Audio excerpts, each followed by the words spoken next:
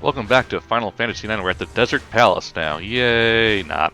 So what makes this dungeon annoying, then? You have to light stuff. Oh, ooh. It's just an annoying puzzle, then. Okay. Yeah. Yeah, it kind of feels like it's wasting your time. I do appreciate the game trying to do more with its dungeons, but it's not particularly compelling stuff. Don't get me wrong, it's not like these dungeons are particularly unfun to go through. It just feels like the game stumbles. Is more how I feel about it. History is often the spot in Final Fantasy now where people tend to stumble on it, and again, the most infamous case being my brother Mark, who had a great time up until the end of Disc 3, and then he just put it down, and then it's like, motherfucker, just get through this last section, and then you'll be in Disc 4, and you can beat the game. Hey, dude, that's not as bad as me giving up on Ganon's Tower in Ocarina of Time, okay? You got your own issues.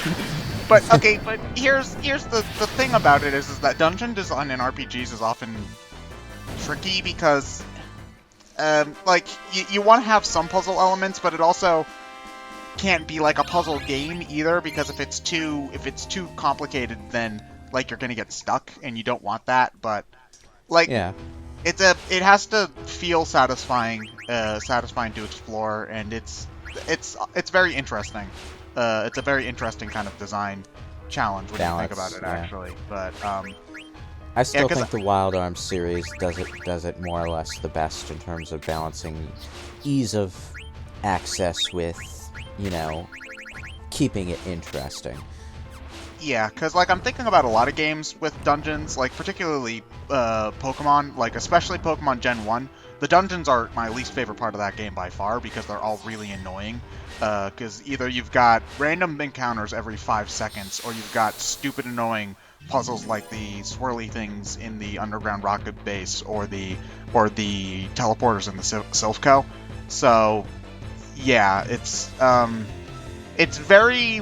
I appreciate any game where I'm excited to get into a new dungeon, because a lot of the times the dungeons, even in great games, are parts where they're not as fun to go through for me. For whatever. Forgot the little allusion to the Warren Triad there. On that staircase, you had 2 devil statues and 1 goddess, and they're set in a triangular fashion. Those are the one. Don't move them. You'll destroy the world. It's the most overdramatic use of feng shui I've ever seen in a fucking RPG. In any case, it seems like Kina's finally being useful. Got level everything's 5 susceptible death, to level 5 death. everything, Yeah. You did, yeah. So nobody else even. Kina's a level 75 too, because he's the one that can. I needed to use level 5 death to kill the Grand Dragons in one hit. Yeah. Oh, so now it's even easier to go kill those assholes. God damn. Yeah. Oh man. So you have to light all the candles or whatever. Yep. Yeah, it's a lot of running around and running back. I mean, who just watching the surveillance feed is like, oh, that's nice, you're lighting all my candles for me. It's like, hey, wait a minute. This is how all the Castlevania games starts. Okay, they're not just there. Dracula has somebody light all the candles individually for the Belmonts to whip down. Okay, what the hell are these fuckers? You want to talk about fucking candles in a fucking place that shouldn't be lit but are? Let's talk about the mansion in the Resident Evil remake. Who lit those candles? Why are they still lit weeks after the zombie plague killed everyone? These are Grimlocks, Ted. They've got some really good wax on those candles. I don't know. Well, if blue's on top, you have to hit them with physical attacks. If red's on top, you have to hit them with magic. Do they swap around every once in a while, or? Yeah. Yep. Yeah. Oh okay. yeah, that's right. These guys are the guys that give you trouble if you really separated your party into magic and physical. Yep. This is why you got to have at least one physical guy here. The or red, one magic person. the yellow head always stays in the center, Mm-hmm. so it only has 2 forms, despite it having 3 heads. It was animated pretty well, for the record. Yeah, it kind of reminds me of Yin Yang, Yin and Yang from 7, in a sense. Yin Yang. Which monster is that? That was the one inside Shinra Mansion basement. Ah. Right before you recruit Vincent. Ah, yes. Those assholes. The monsters in that mansion just... Are we ever gonna get around to doing Final Yes, Fantasy? they are indeed delicious, Lewis. That was more of a Alright. sound of disgust, but okay. No, that sounded like you're getting ready to taste them. That's what it sounded like. What were you gonna say, Ted? We're gonna have to do Final Fantasy VII one day, right? We're waiting for the remake at this point. Yeah, at this point, we might as well just do the remake. Or we could double dip and do both. No? Oh. Okay, then we'll wait. I think at the way our schedule's going at the moment, I think it just makes more sense to wait for the remake. To be honest, Final Fantasy VII is one of those games that's been Let's Played to hell and gone. Well, so are half the games we do, but, you know... Every game has been Let's Play to hell and gone. I don't know why it doesn't stop us now. It's hard to believe that way back when there was a rule that there was like an unwritten rule that you weren't allowed to LP a game that somebody else has already LP'd. Like, it was just considered bad etiquette or something. Yeah, then they saw the paycheck. Yeah. This was before LPs really started getting... Because, like, I don't think anybody really got paid to do Let's Plays until No. Chugga Conroy did Mario Galaxy 1, I think, was the thing. I'm pretty sure that was the first, like, quote-unquote professional LP that happened. And now everybody does it, so, you know. Money, money, money. Whoa! Why do we have to open and close all these doors? Because you have to light all the torches.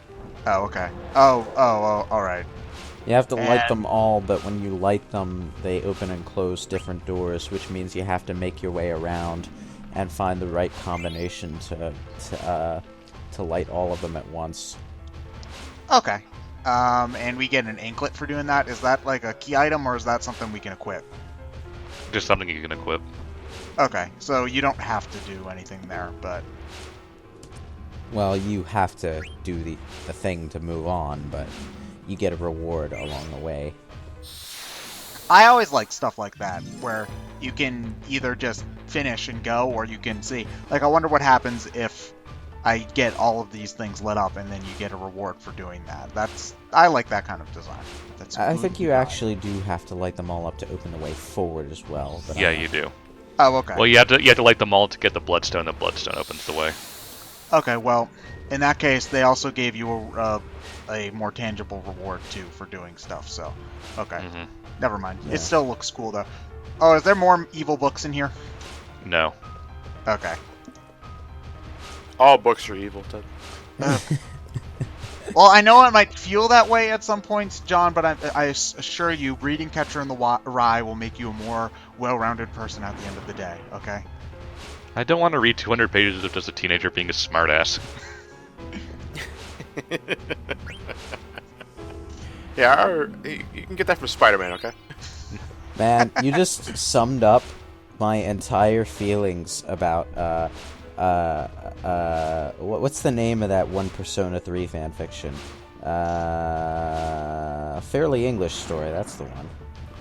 Where for some reason the protagonist of this Japanese game is an Englishman, and that is by far the least of the story's problems. Well, it was probably written by someone from the U.S. or England, and then they don't want to write about a Japanese person because they're not Japanese. They want to write about a person who speaks English because that's cool and stuff. So yeah. Well, you know, even if you turn the person English, they're going to be speaking Japanese because everyone else in Japan is, well, you guessed it, Japanese. Whoa, slow down.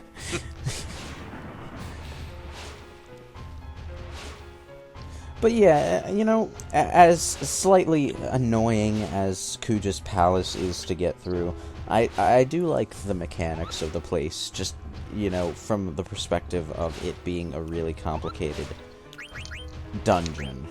You know, by the way, I totally read this guy's name as Mogasm for some reason. it's Mogsam. I'm pretty sure in some continuity, Alfred has to do this shit every day just to get to the Batcave.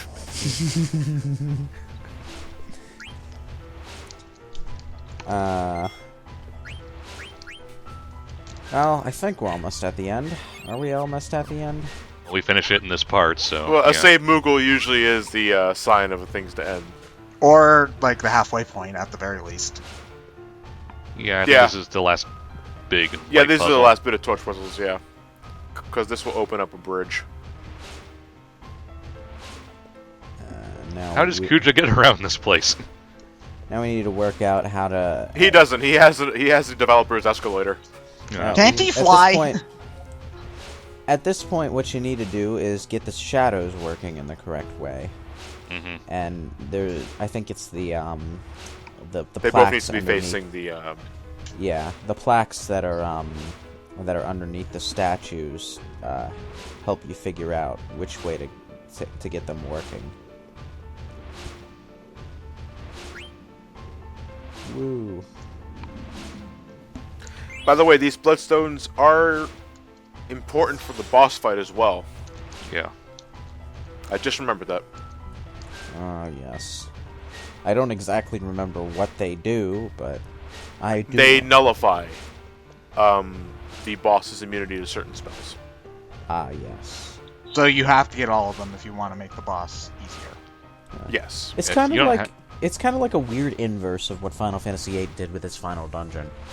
Except what Final Fantasy VIII did with its final dungeon was it sealed all of your abilities, and you had to go around the castle defeating boss monsters, and every boss you defeated would allow you to pick one ability to unseal. Which I thought was a really neat mechanic, actually. The final boss of Final Fantasy VIII is pretty damn aces. This guy, on the other hand, fuck this guy. Oh, is this You the see- boss of the area? Yep. Yeah. Okay. Second active bloodstones, and then it will be unable to enhance its magical power, disable elemental attacks, and it will Enhances be, defense. Yeah. So you make the boss fight easier. Okay. Uh-huh. Because otherwise it's just a rock, so... Pretty much. Although this beginning going through Bloodstones thing is a little... Long. Now it's at Active Bloodstones Detective 1. Does that mean you missed one? Yeah, I missed one. Ah, oh So how hard is the boss if you... Like, how easy? I don't know. I never I've never done it before. never done it without getting the bloodstones. Well, I mean, obviously it's a challenge run kind of thing at that point if you want to do it without the bloodstones. Alright, at this point, even Aiko's racket can do a decent amount of damage. Yep, and it casts Reflect, which would be a pain in the ass if I brought an all-magic party. But I didn't, so there. Yeah, if you bring an all-magic party, you basically have to cast a spell. And that's something only Aiko can do. I think Aiko is the only white mage who gets the Dispel ability. Or, you know, the tried and true Final Fantasy method of reflect bouncing. Yeah. Eh. It's usually what I do at this point. So. Or I could just whack it with Yeah. my sword. Or you can whack it with a stick, yeah. This is one of the first bosses to use the Ga spells at you, though. Yeah. Like- Tier 3 magic. Yeah, like, I don't think you even have access to a lot of those at this point yet. Nope, so. not yet. So this is supposed to be telling you that shit's getting serious, man. So, Shit's getting all ga here. That's Blizzaga, Faraga, Thunder. Yeah, we get it, buddy. We just beat a giant rock. Yeah. the pioneers used to ride those babies for miles. Oh, man. And here I was thinking Final Fantasy XIII would never end. Well, actually, those look like the things you get side quests from in Final Fantasy 13 more than anything else. Like the rock people. I was actually making fun of the final boss of Final Fantasy XIII, which kind of looks like a big slab with a face on it.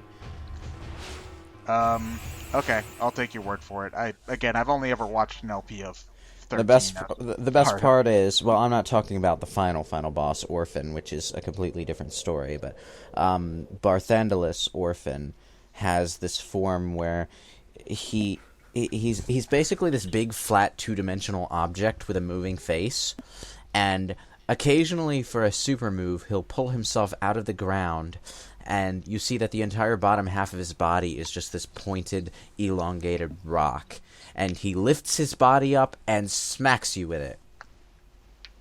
That was an odd ending point for that video. It's like, meanwhile, glad to be back. End video.